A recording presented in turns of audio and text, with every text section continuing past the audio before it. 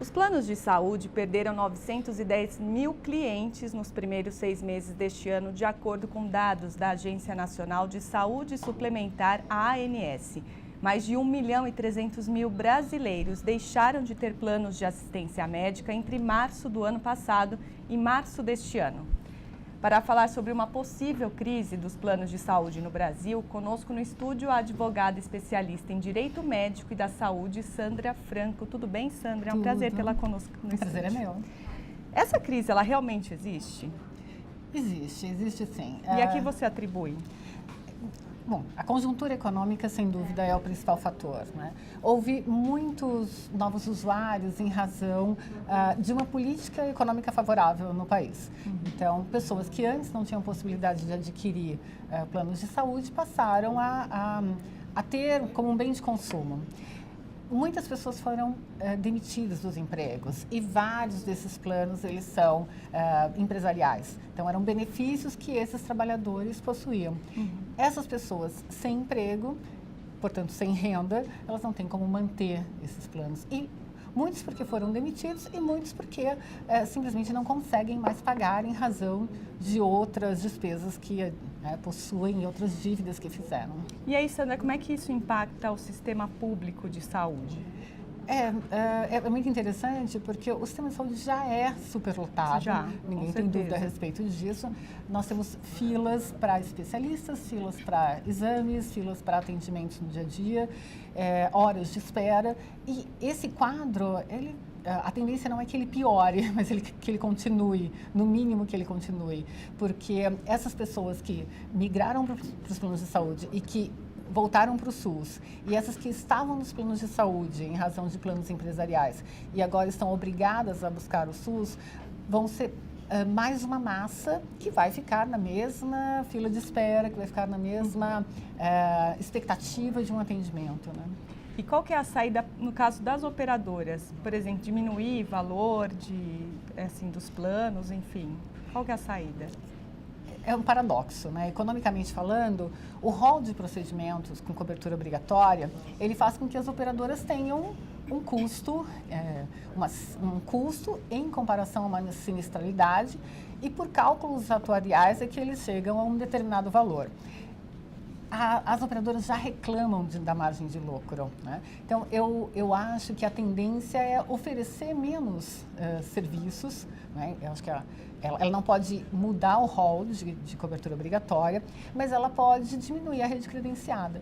Obviamente, o usuário, ele vai ter mais dificuldade de acesso à saúde. Então, eu não vejo muita saída para as operadoras, salvo, talvez, começar com um sistema de saúde preventiva.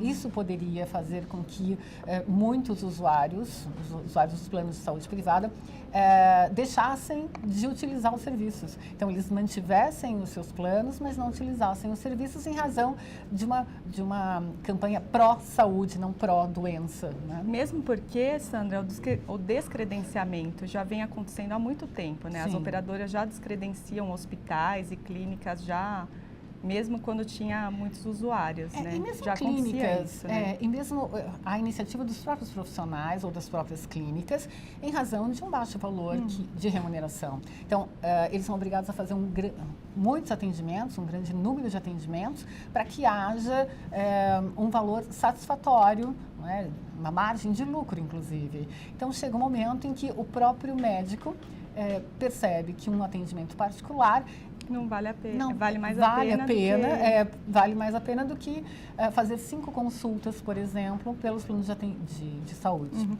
Agora, Sandra, em 5 anos o número de ações judiciais contra os planos de saúde quintuplicou em São Paulo. Por quê? Bom, primeiro que eu acho que o consumidor está mais bem informado, né? E não é também, a gente tem que dar algum crédito para a ANS, aliás, muito crédito nessa judicialização, porque na medida em que o rigor da norma aumenta, ela está mais em cima, em questão de fiscalização. Ela exige mais, o consumidor, por sua vez, espera aquilo que foi exigido na resolução, e quando ele não verifica o atendimento conforme a norma dispõe, ele reclama judicialmente. E é um processo que acontece, não é aquele processo que demora anos É para ser resolvido? Depende do caso, né? Há casos que são urgentes. Então, liminares, por exemplo, em casos de risco de morte, nenhum juiz pensa duas vezes, ele imediatamente já defere, né? Agora, há casos que são discussões de reembolso.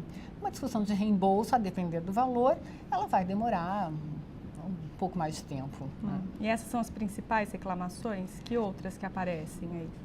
Judicialmente, negativa de cobertura, né, e o pagamento da pessoa, do usuário, daquele valor em particular, e pedido de reembolso, isso tem muito. A tentativa do pedido de cobertura antes mesmo da pessoa fazer o pagamento, porque muitos não têm condições de fazer o pagamento. Né? Então, por exemplo, ela tem um problema de visão que vai se agravar com o tempo, o juiz não vai verificar realmente, não vai esperar que haja uma perícia médica que demore para poder conceder esse direito ao cidadão, porque, em tese, pensando aí no Código de Defesa do Consumidor e na Constituição, aquele consumidor tem direito a um atendimento integral. Né?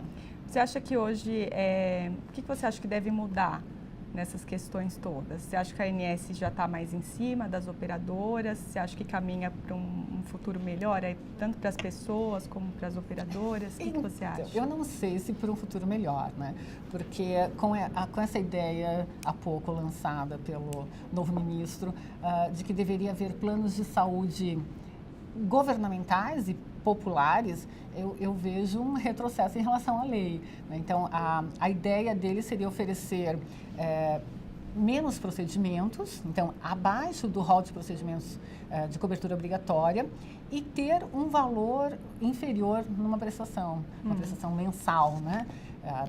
Na contraprestação dos serviços. No entanto, houve toda uma luta da ANS para conseguir justamente esse rol de procedimentos com uma cobertura mínima.